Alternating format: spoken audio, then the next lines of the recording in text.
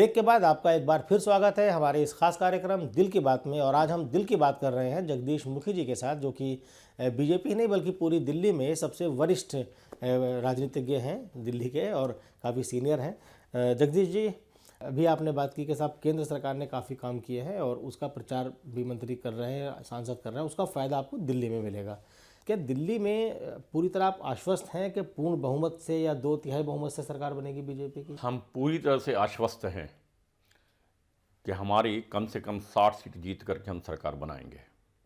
वातावरण भी पक्ष में है, काम भी उसी प्रकार से हो रहे हैं, संगठन भी उसी तरह से तैयार है। और मुख्यतः जो हमारे मुद्दे मैं अलग से चर्चा करूंगा, किंतु केजरीवाल साहब का 49 दिन का मिस रूल जो है, एक ये मुद्दा रहेगा, हम उसी को गिनाएंगे। जिस दिन उन्होंने ओथ ली उस दिन से लेकर के 49 दिन का सारे उनके कारनामे जो हैं, जो उन्होंने सीधा सीधा एक संविधान की अवहेलना की है, परिपाटी को समाप्त किया है, नियमों का उल्लंघन किया है, वो अपने आप को उन्होंने ये दर्शाया कि मैं संविधान से ऊपर हूँ, विधान से ऊपर हूँ, परिपाटी से ऊपर हूँ।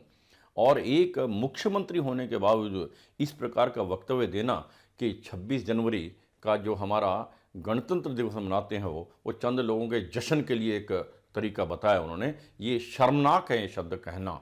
जिस गणतंत्र के अंतर्गत आप मुख्यमंत्री बने हैं उसी की आप अवहेलना कर रहे हैं। और कम से कम मैं समझता हूं कि मुख्यमंत्री को अपनी भाषा पर तो कंट्रोल रखना ही होगा। पढ़े लिखे व्यक्ति हैं, हाईली क्वालिफाइड हैं, उनका ये कहना शिंदे कौन होता मुझे कहने वाला, मैं कहाँ बैठूंगा, मैं उसे बताऊंगा तू उसने कहाँ बैठना है, ये भाषा होती है क्या? ये एक केंद्र का गृह मंत्री है, वो किसी भी पार्टी का हो, हमें सम्मानजनक भाषा का इस्तेमाल करना चाहिए, देश का सम्मान है उसमें। मैं ये कहना चाहता हूँ कि उन्होंने, आपको ध्यान होगा जिस प्रकार से उन्होंने ये कहा था कि हमें बुलाया गया एलजी की तरफ से, हमारे नेता थे उस समय डॉक्टर हर्षवर्धन जी, सरकार बनाने के लिए आमंत्रण दिया गया। हमने स्पष्ट रूप से कह दिया हमारे पास गणित पूरा नहीं है, हम जोड़ तोड़ करके सरकार बनाने के हक में नहीं है। फिर इनको बुलाया गया, उन्होंने कहा नहीं, मैं तो ना सरकार बनाने के लिए किसी पार्टी से मदद लूँगा, ना किसी पार्टी को मदद दूंगा। बेटी की कसम खा के कही थी, याद है ना आपको? और उसके पश्चात जिस कांग्रेस को भ्रष्ट इन्होंने भी साबित किया, हमने भी साबित किया, भ्रष्टाचार सारी यानी भ्रष्टतम सरकार हिंदुस्तान की जिसे करार दिया उन्होंने भी, उन्हीं के साथ मिलकर के सरकार बना ली। हमें एतराज़ नहीं है। एतराज़ इस बात पर है कि सरकार बनाने के बाद जो उन्होंने झूठे सच्चे वादे किए थे, पूरे नहीं कर सकते थे, छोड़ करके भाग गए। यानी उन्होंने आज तक कहीं परफॉर्मेंस नहीं दी है। मैं आपको अदब से निवेदन करना चाह रहा हूँ, वो हाँ आईआईटी से पढ़ के आए, इंजीनियरिंग उनका फील्ड था, अच्छी कंपनी ज्वाइन की, टाटा कंसल्टेंसी बेस्ट कंपनी, वहाँ परफॉर्म नहीं कर सके, छोड़ करके भाग गए। फिर आए रेवेन्यू सर्विसेज में, वहाँ पर भ्रष्टाचार रोकने का सबसे अच्छा तरीका इनके पास था, किंतु वहाँ भी नौटंकी करते रहे, मैं पानी उठ के पीऊँगा या पीएन नहीं होना चाहिए, किंतु पूरे के पूरे करियर के अंदर एक भी भ्रष्टाचार का केस रजिस्टर नहीं किया। ये रिपोर्ट मैं दे रहा हूँ, उनके जो सीनियर थे वहाँ पर, उदित राज आज एमपी हैं, उनके ज़बानी आप ले लीजिएगा, एक सिंगल केस, जबकि वहाँ तो भ्रष्टाचार है, आपके पास पावर है तो भी नहीं किया आपने। वहाँ से भी छोड़ के भागे, आए कहाँ? एनजीओ फॉरेन फंडिंग के लिए, वहाँ भी परफॉर्म नहीं कर सके, चले गए शरण में अन्ना हजारे जी के, वहाँ भी नहीं बैठे, छोड़ के भागे, पार्टी बना ली, सत्ता में आ गए, मुख्यमंत्री बन गए, मुख्यमंत्री परफॉर्म नहीं कर सके, छोड़ के भाग गए, प्रधानमंत्री बनने के लिए गए वाराणसी। मैं जानना चाहता हूँ, वाराणसी में भी आपने वादे किए थे अपोजिशन के नाते से। आप राजनीति में हार जीत दो पहलू हैं एक सिक्के के। यदि नरेंद्र भाई मोदी वहाँ जीत गए, आप हार गए हैं, आप वहाँ टिकते ना, उनकी समस्या को उजागर करते, एजिटेट करते, वहाँ पर भी नहीं टिके, वापस दिल्ली आ गए जी। और दिल्ली की जनता ने ठेंगा दिखा दिया उनको, न्यू दिल्ली वर्णन कर दिया, हमने तो बॉर्डर सील कर दिया, अब आप घुसने नहीं देंगे, क्योंकि आप चुनाव चुनने के बाद एक बार भी वहाँ पर आए नहीं।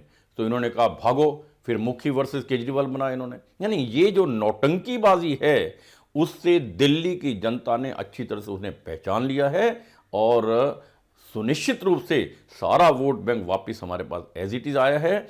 और ये सब आज महसूस करते हैं, काठ की हांडी दोबारा नहीं चढ़ा करती। तो कुल मिला के आपका जो मुख्य मुकाबला होने जा रहा है इस चुनाव में, वो आम आदमी पार्टी से होने जा रहा है कि कांग्रेस से होने जा रहा है, किससे मानते हैं? जेन्युइनली ट्रायंगुलर कंटेस्ट होगा, हर सीट पर होगा। अब उसमें किस सीट पर नंबर 2 की पोजीशन की लड़ाई कांग्रेस और आम आदमी पार्टी में रहने वाली है सब जगह। कहीं पर नंबर 2 पे आम आदमी पार्टी होगा तो कहीं पर नंबर 2 पे कांग्रेस होगी जी, इतना ही है।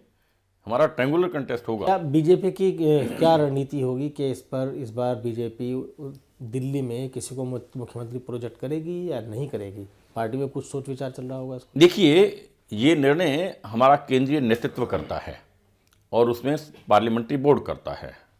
जैसे आभास मिल रहे हैं, पिछले चुनावों के अंदर कहीं डिक्लेयर नहीं किया, हो सकता है इस लाइन पर पार्टी जाए, किंतु अभी तक ऑफिशियली निर्णय लेकर के घोषणा करना बाकी है। और जो भी निर्णय हमारा राष्ट्रीय नेतृत्व करेगा, मुझे इतना यकीन है कि हमारा राष्ट्रीय नेतृत्व इतना सबल है और इतना दूरदर्शी है कि जो भी वो निर्णय लेंगे वो देश के हित में होगा, दिल्ली के हित में होगा और पार्टी के हित में होगा। हम उसे इम्प्लीमेंट करके कामयाब करेंगे। मुखी जी, हमें भी इस तरह का आभास मिल रहा है कि शायद जैसे कि बाकी राज्यों में मुख्यमंत्री प्रोजेक्ट नहीं किया बीजेपी ने, इस बार शायद दिल्ली में भी प्रोजेक्ट नहीं करेंगे। लेकिन क्या ये दिल्ली की परंपरा के खिलाफ नहीं होगा? बीजेपी की जो परंपरा रही है, बीजेपी दिल्ली में सत्ता में रही हो या ना रही हो, हमेशा एक मुख्यमंत्री प्रोजेक्ट करके चुनाव लड़ा है बीजेपी ने। पहले मदन लाल खुराना हुआ करते थे बीजेपी के फेस, फिर विजय कुमार मल्होत्रा हुए, और पिछले चुनाव में जो पिछले साल हुआ था उसमें डॉक्टर हर्षवर्धन थे। तो क्या इस बार बिना फेस के बीजेपी जाएगी? देखिए, मैं आपके सामने निवेदन करूं, भारतीय जनता पार्टी के पास 20 उदाहरण हैं, दर्जनों ऐसे हैं जहां हमने पार्टी प्रत्याशी घोषित करके मुख्यमंत्री का चुनाव लड़े हैं, और दर्जनों उदाहरण ऐसे हैं जहां हमने बिना कैंडिडेट डिक्लेयर किए हुए मुख्यमंत्री का चुनाव लड़े हैं। दोनों हमारे पास एक्सपीरियंसेस हैं। कौन से प्रदेश में कौन सा फार्मूला अडॉप्ट करेंगे, ये उस समय की परिस्थितियों वश केंद्रीय नेतृत्व निर्णय करता है। वो निर्णय लिया जाना बाकी है, तो आपको बताएंगे। क्या ये माना जाए कि मतलब अभी जो नारा चल रहा बाकी राज्यों में, चलो चले मोदी के साथ, दिल्ली में भी उसी नारे पे बीजेपी जाएगी? क्यों नहीं जाएंगे? We feel proud of it. हमें इस बात का गौरव है, हम ये नारा देंगे। हमारे यशस्वी प्रधानमंत्री हैं, उन्होंने कुछ आइडियल तय किए हैं, उन्होंने कुछ अच्छे काम किए हैं जिनका प्रचार करेंगे, प्रसार करेंगे और उनको इनवाइट करेंगे। जैसे उन्होंने हमें हरियाणा के अंदर इतना ज़बरदस्त समय दिया, 11 रैली हमने ऑर्गेनाइज की थी हरियाणा के अंदर। हम उनसे निवेदन करेंगे दिल्ली के भी अधिक से अधिक समय दें ताकि हम उसका लाभ पूरा दिल्ली के अंदर मिल सके। What is harm in that, by the way? जी, क्योंकि हमारे वो कोई आउटसाइडर हैं क्या?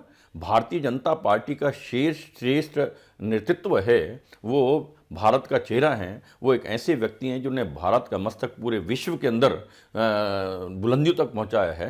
आज चाहे एडवांस नेशंस हों सारे या छोटे देश हों, सभी की इच्छा है कि हमारे संबंध भारत के साथ मधुर हों। तो ये जो सारी डेवलपमेंट हैं, उनकी फॉरेन पॉलिसी की अचीवमेंट्स हैं, या उन्होंने देश के अंदर जिस प्रकार की योजनाएं गरीबों के लिए बनाई हैं, जनधन योजना जो बनाई है, आप देखिए ज़रा क्या कमाल किया है जी। किसके दिमाग की उपज है? उन्हीं की। क्यों नहीं बताएंगे ये बात? उनके एक इस योजना से 6.5 करोड़ खाते गरीबों ने खोल लिए एक हफ्ते के अंदर, और बोनस के अंदर 10,000 करोड़ रुपए इकट्ठा और हो गया सरकार के लिए। जी, बहुत ऐसी में आपको सैकड़ों उनकी स्कीमें जो हैं उनका हवाला देंगे। क्यों नहीं देंगे? हम दिल्ली के अंदर देंगे, लिखित रूप में देंगे, उनको निमंत्रण भी देंगे, उनके नाम का निश्चित रूप से हम आगे लेके आपने जाएंगे। जिक्र किया था कि नरेंद्र मोदी जी ने हरियाणा में बहुत काम दिया, आप इंचार्ज भी थे हरियाणा के। बहरहाल इन तमाम मुद्दों पर बात करेंगे। दिल्ली के बारे में काफ़ी बात हुई है, दिल की बात भी आपसे करेंगे, लेकिन फिलहाल वक्त हो चला है ब्रेक का।